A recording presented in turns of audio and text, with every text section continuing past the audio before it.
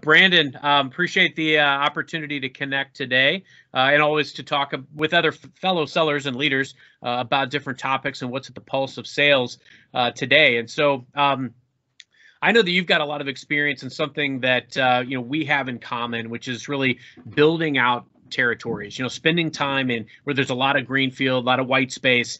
With that comes a lot of opportunity, but also a lot of responsibility. And I'd love to hear your experience. How do you approach that? What have been some key learnings that have led to success? And also, what are the pitfalls that people that are doing the same thing need to be watching out for? Yeah, it's such a great topic. I've had the good fortune and pleasure to do this at a handful of startups now, kind of become a tech startup guy in the St. Louis area. And so learned a lot of things the hard way. Fortunately, I had a lot of good mentors that I've been able to learn from as well. Probably one of the biggest things I've learned is that a lot of times maybe people overcomplicate it. Really, there's not a silver bullet, right? For those folks that are looking for one thing, that say, if you just do this one thing, then, stars are going to align, right? It's puppy dogs, rainbows, and sunshine and all that. It's not really like that, right? It's the basic blocking and tackling. We all get bored of hearing that, right? It's almost become cliche, but it truly is that, right? I think people overcomplicate it unnecessarily, and it's just doing the simple things, the right things consistently. So that's probably the number one takeaway. If people are going to take something away from this is, do the right things that And I think most of us in our heart of hearts kind of know the right things to do, right? It's building partners, it's getting your name out there, marketing events, it's aligning yourself with customers that fit your your product or your service, stuff like that. But just doing those things consistently. I love it. I was having a conversation about this recently about, we don't give ourselves enough credit sometimes as sellers where we can control certain things. I talk to people all the time, control what you can control. There are a lot of things that you're not going to be able to control, but what you can control is the quality of your work, your messaging, the stories that you're telling, the quantity. So the quantity of outreach, the touch points that you put in place, and you highlighted a lot of the key people. It's a people and process game. You've got to make sure you've got the right people surrounding you, whether that's the client, the potential client, the customers, the colleagues, the partners, the people that are in the boat with you, but also the process. You've got to put that process in place.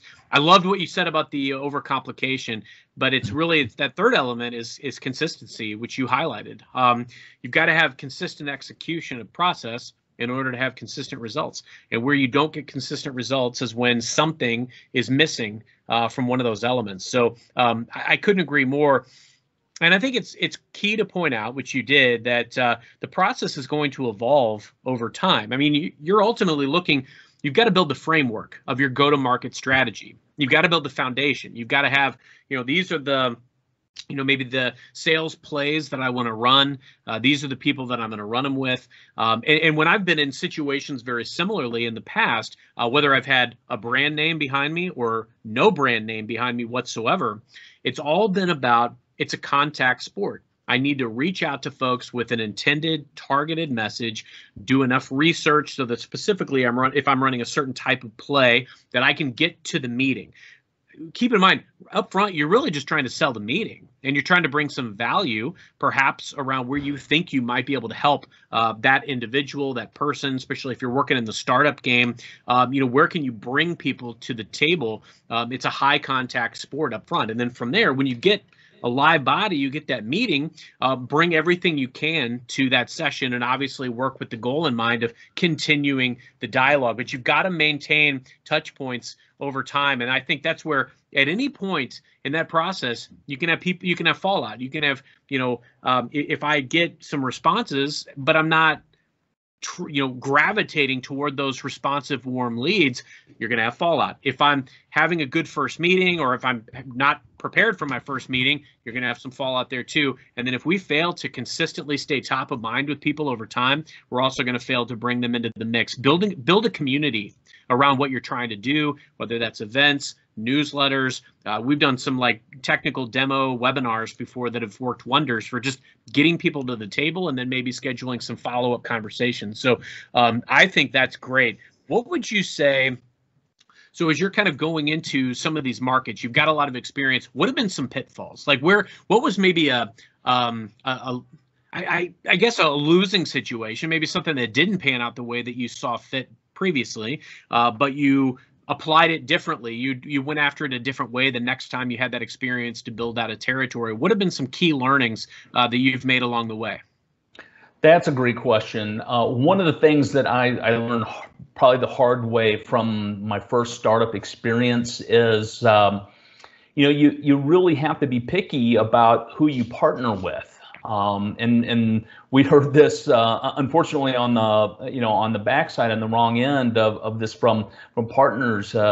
You can't go into a territory and say, okay, we're going to try to partner with everyone, in the market, right? And for me, being more on the manufacturer side as you are, that typically involves VARs, right? Resellers. So you can't partner with everybody, right? One, you just don't have the bandwidth to do it. Frankly, you spread yourself too thin. You can't add value to them.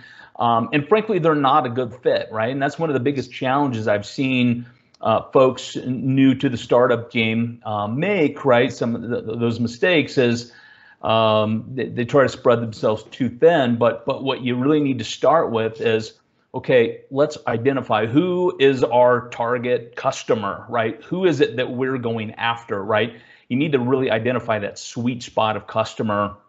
And then, once you've identified that, then you can have better insight as to maybe what partners are a great fit. Again, I made that mistake, right? I sold products that were hundreds of thousands of dollars, and I tried to partner with some smaller, resellers out there whose, average customer, their entire IT spend was less than the product that I was trying to sell over a year. So I think that's it, right? Just being very careful about who you partner with. Not everybody is a great fit. It doesn't mean you got to be enemies, right? You can part ways, and maybe down the road there's another opportunity, but you just got to be picky about who you're partnering with. That's one of the biggest fundamental flaws I've seen with folks trying to start a new territory. Bravo. Proactively take the lens where everybody wins. And because I don't think a partner wins if you bring them into something where they're in over their head. I've been really fortunate too to work with a very robust partner ecosystem over the last several years. And I can tell you, they're the lifeblood of, getting some of this meaningful work done. A lot of partners, it also, it benefits you greatly when, a lot of times the people make the partner or make the relationship, because I've seen a lot of ebbs and flows of different partners over the years too, when they've got a really strong rep who is very diligent to manage the relationship. I've got what I call the holy sales trinity. It's the customer, the company, and you. And everybody's got to win in this dynamic. I've also found too that we can't ever just go in and assume that we should consider the partner lucky to be at the table. Like the partner brings a very valuable element to the component.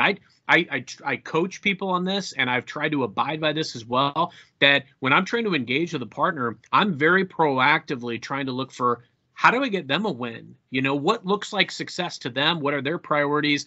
How can I keep that lens? Because at the end of the day, we're making sure that the right people are involved, but that we're also looking at all the resources at our disposal. So how can we empower these partners to win?